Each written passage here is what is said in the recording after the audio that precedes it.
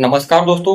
इस वीडियो में मैं 16 ऐसे भारतीय कानूनों के बारे में बताने जा रहा हूं जिसके बारे में जानकारी हर किसी को जरूर होनी चाहिए। इनमें से कुछ कानूनों के बारे में आपने पहले भी जरूर सुना होगा, तो आइए और भी जरूरी कानूनों के बारे में जानते हैं। सेक्शन 154(3) ऑफ सीआरपीसी यानी कि क्रिमिनल प्रोसीजर कोड या सेक्शन 223 ऑफ बीएनएसएस यानी कि भारतीय न्याय सुरक्षा संहिता में ये निर्देशित किया गया है कि पुलिस एफआईआर लिखने से मना नहीं कर सकती। अगर पुलिस एफआईआर लिखने से मना करती है तो इन सेक्शंस के मुताबिक ये एक दंडनीय अपराध है और पुलिस पर कार्रवाई भी हो सकती है। सेक्शन 46(4) ऑफ सीआरपीसी, इसके अनुसार एक महिला को सूरज उगने से पहले और सूरज डूबने के बाद अरेस्ट नहीं किया जा सकता जब तक कि कुछ असाधारण विशेष परिस्थितियां ना हो। और असाधारण विशेष परिस्थिति में भी किसी महिला को सूर्योदय से पहले या सूर्यास्त के बाद केवल महिला पुलिस ही अरेस्ट कर सकती है, वो भी मजिस्ट्रेट के लिखित ऑर्डर होने के बाद। अगर कोई बालिग जोड़ा बिना शादी किए हुए साथ में रह रहा है, जिसे लिव इन रिलेशनशिप में रहना भी कहते हैं, तो ये कोई अपराध नहीं है।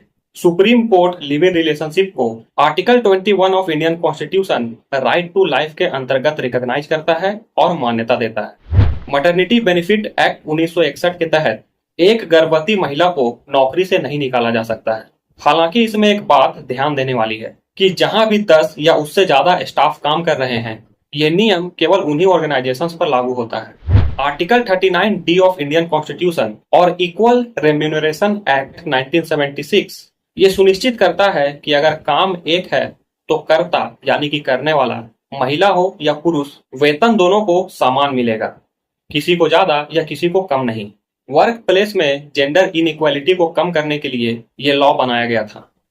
अक्सर पुलिस गाड़ी रुकवाकर चाबी निकाल लेती है, ये सरासर वर्दी के ताकत का अतिक्रमण है।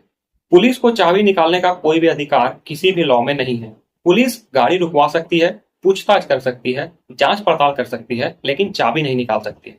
सेक्शन 96 to 106 ऑफ आईपीसी यानी कि इंडियन पीनल कोड और सेक्शन 34 to 44 ऑफ बीएनएसएस आत्मरक्षा के लिए फोर्स का उपयोग को जस्टिफाई करती है। यानी कि सरल भाषा में कहें तो आप आत्मरक्षा के लिए कुछ रेयर केसेस में हिंसा कर सकते हैं। यदि आपको तुरंत पुलिस या प्रशासन से सहायता की उम्मीद नहीं है या वो सहायता करने में असक्षम है, तो ऐसा आप किसी अन्य की मदद करने के लिए भी कर सकते हैं, लेकिन आपका एक्शन प्रोपोर्शनेट होना चाहिए।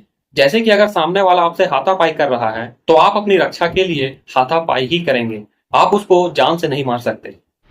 हर पुलिस स्टेशन का एक क्षेत्र होता है। कई बार पुलिस एफआईआर लिखने से इसलिए मना कर देती है कि ये क्राइम हमारे क्षेत्र में नहीं हुआ है, उस क्षेत्र के थाने में एफआईआर दर्ज करवाएं।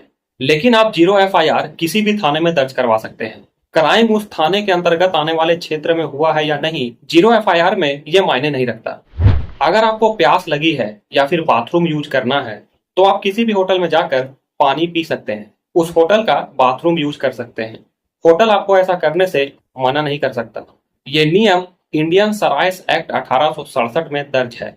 बहुत कम लोगों को यह जानकारी होती है कि अगर एलपीजी गैस सिलेंडर फट जाए जिससे कि घर को कुछ नुकसान हो जाए या फिर किसी की जान चली जाए, तो कंपनी जैसे इंडेन, एचपी, भारत गैस, जिसका भी आप सिलेंडर यूज करते हैं, वो कंपनी आपको मुआवजा देती है।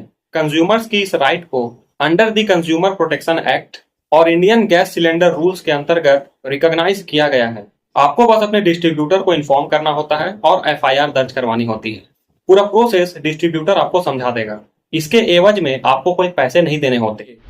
आपको लोन नहीं चुका पाने के लिए अरेस्ट नहीं किया जा सकता, क्योंकि ये सिविल इशू है, क्रिमिनल ऑफेंस नहीं, बशर्ते आपका लोन लेने का मकसद फ्रॉड करना सिद्ध नहीं हो जाता।